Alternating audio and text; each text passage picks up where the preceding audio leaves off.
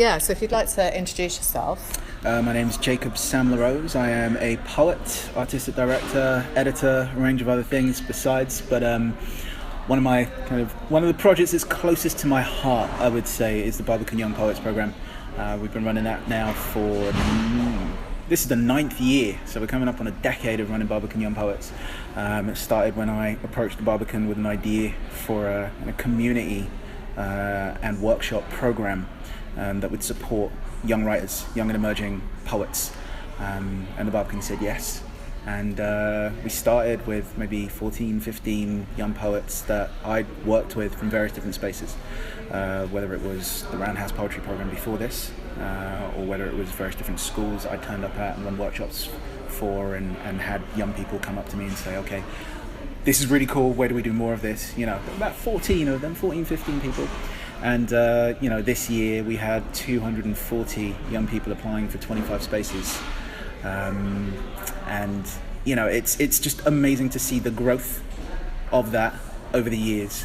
But it's also amazing to see just that sense of how many young minds there are who are completely invested and so passionate about pouring themselves into poetry, pouring themselves into words, and figuring out how it is they can communicate themselves through poetry, right?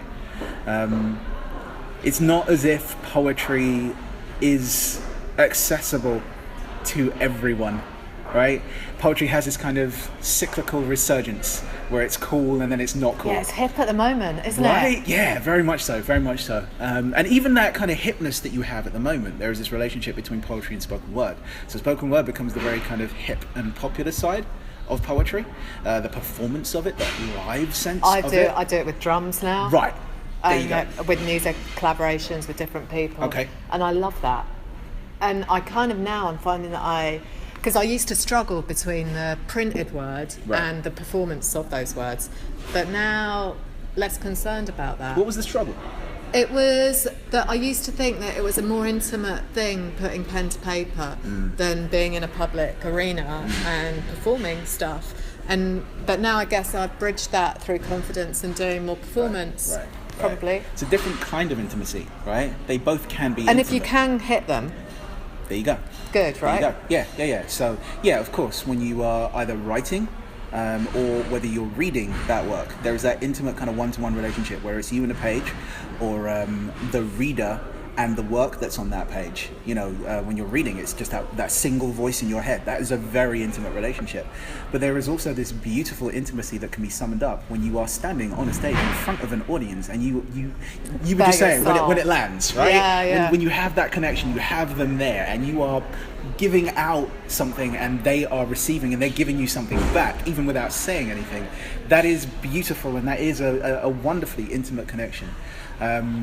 But yeah, I think, there is a lot that's made of the popularity of spoken word and performance of poetry.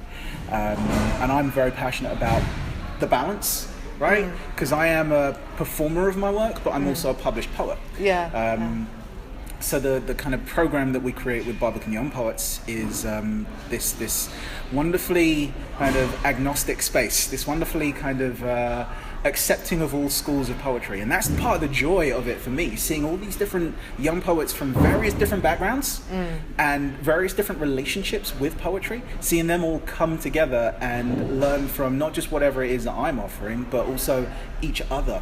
I did a poem I'd like you to hear I did for the Byline Festival that was called In Praise of Poetry. Because I was having to go against a slam, against a hip-hop guy.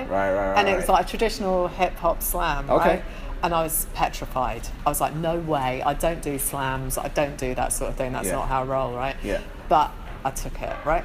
And I wrote this thing called In Praise of Poetry, and it's kind of about the boundaries between hip-hop and, these labels.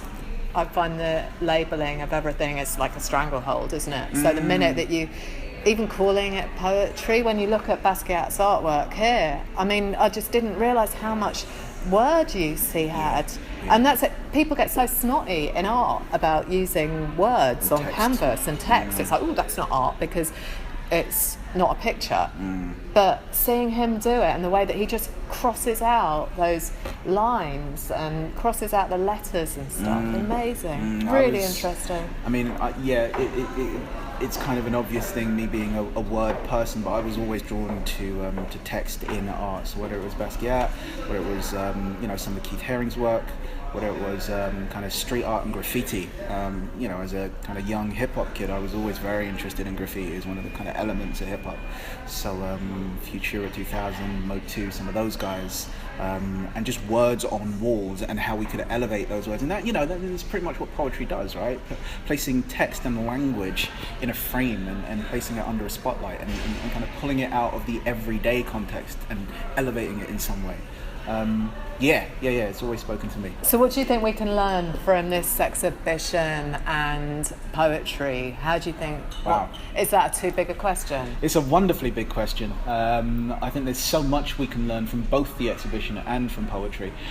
One of the things that I love in kind of answering both of those in one shot is this notion of Basquiat and his take on critics and his way of engaging with art, capital A, and how he was talking about the notion of, I just looked at art and I just felt it, right? That's it. I'm like, what do I write about this? When I can just take pictures of all those amazing notebooks and just present that as a flip book on a blog. Right. When that is just so, read it, see it. Experience it. Yeah. And that's partly what he was talking about. It's not necessarily, I appreciate the role that critics have to play in helping us to frame thought, in pushing us to look at work in different directions, but or from different directions.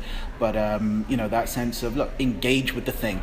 You got to get down, you got to get dirty, you got to get your fingers in it. You've got to really engage with it and experience it to be able to know it, to be able to do it, to be able to be it.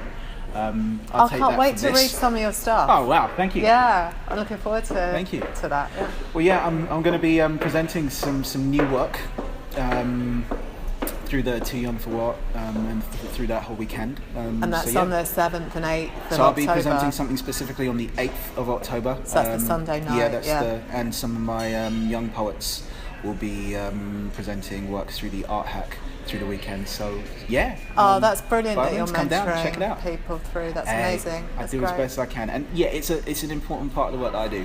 Yeah. So I'm a writer in my own right. I'm a maker. I'm an artist, and I have to create space for that. But it's also really important for me to create space for others. Cool. I really look forward to seeing your stuff, finding out more about you. Thank you.